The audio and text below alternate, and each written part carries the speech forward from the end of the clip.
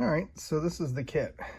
We got our primary, ball, transformer, wires, resistors, perf boards, PCB, heatsink, transistors, caps, some sorted hardware, and this code right here that you scan with your phone that you can download PDF and print out your instructions here. So step one is to put all the components on this PCB as per the instructions on this PDF. There's a lot of pictures here, show you how to do it. Shows you how to do the polarity of diodes.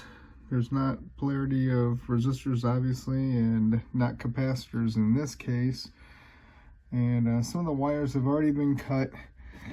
Some of this has already been potted and removed. However, you're going to need to add your own wiring.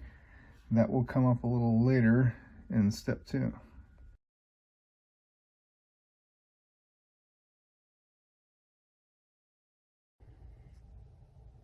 Okay, in these pictures, it's telling you to cut a lot of legs off this flyback transformer, then wrap some magnet wire around it, and then, cut a little bit off the middle of the magnet wire. And for the most part, that's okay, but you don't need to cut off those wires. And I'm going to have to show you at this transformer. It has a negative right there, and then a positive right there. You're going to want to attach that to the negative. And I did 9 turns on the magnet wire, and then used the 5th turn as my center to go into the PCB.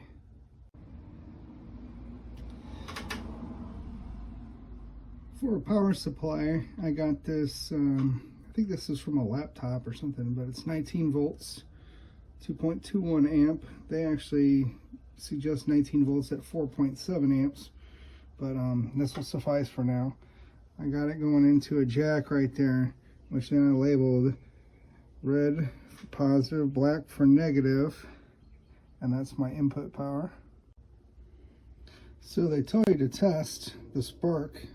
Should make a spark right there. That's just coming right from the transformer, and it says use insulated tools. I'm also going to wear a rubber glove because I don't want to get shocked. All right, here we go.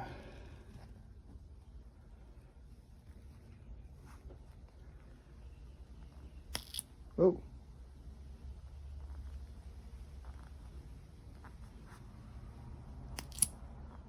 Oh. Yep, that works. Okay, I'm going to power down this bad boy. Thanks.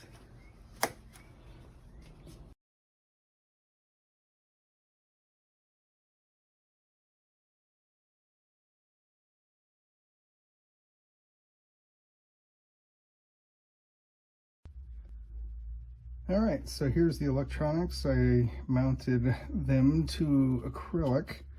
I put some custom-made feet on the bottom. I secured the capacitor bank with a bunch of double-sided sticky tape, some nylon screws for the PCB and the flyback.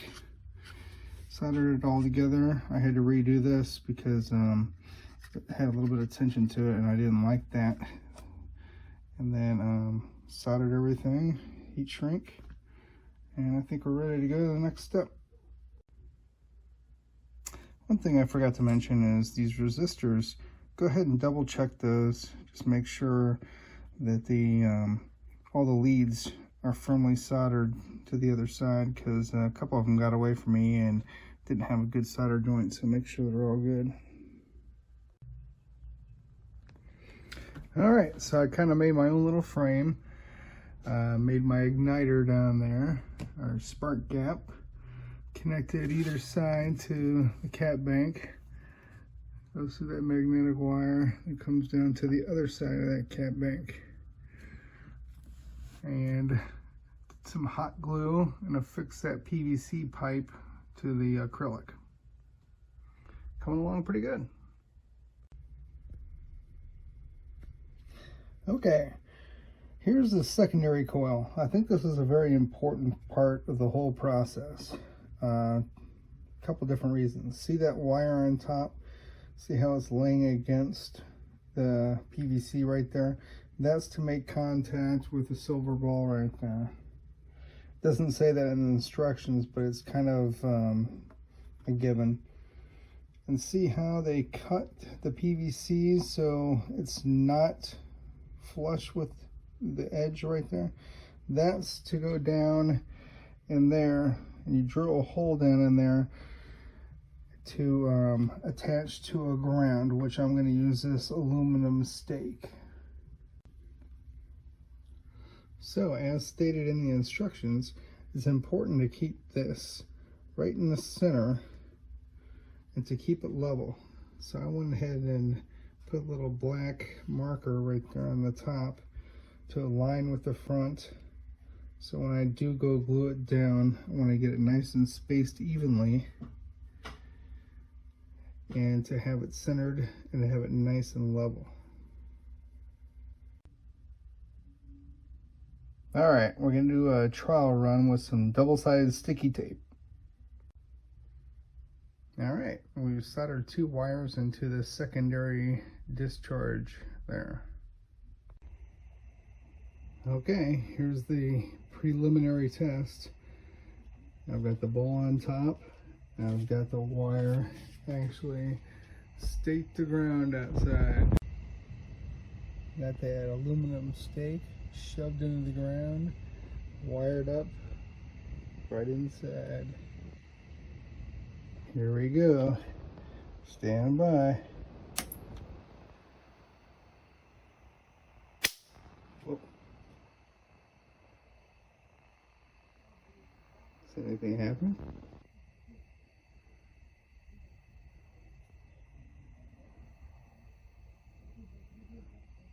I heard a pop. It's been a minute. Nothing's happened yet. Just the initial pop. I don't know what that means. Alright, after a quick look, it looks like I need to adjust the spark gap.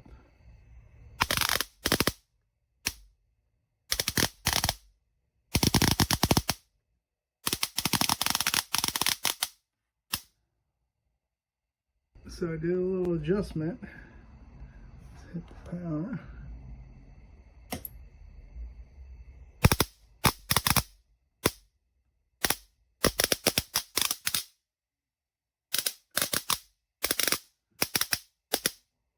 It looks like in the dark.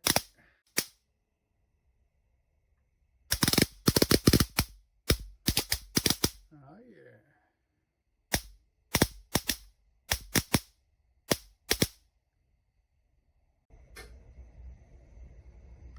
Okay, so set those things at the right distance. Put some torque seal on them or some super glue or, you know, whatever keeps them in place, and you're good to go.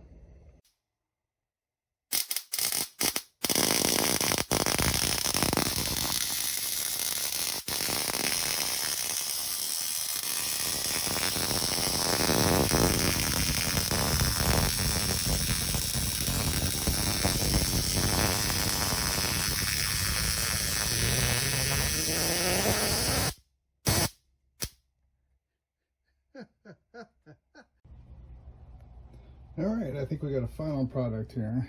I got the ground.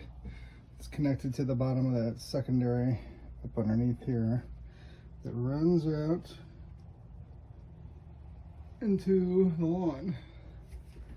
I have this foam noodle stuff in between to keep the coil centered, and I've gone ahead and installed an on-off switch, which is just in series of, you know, the power right here.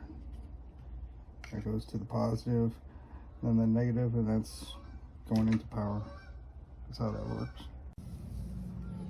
Yeah, I highly suggest that you not only ground in the ground with like aluminum or copper stake, but also double up for redundancy. All right, let's give it a go.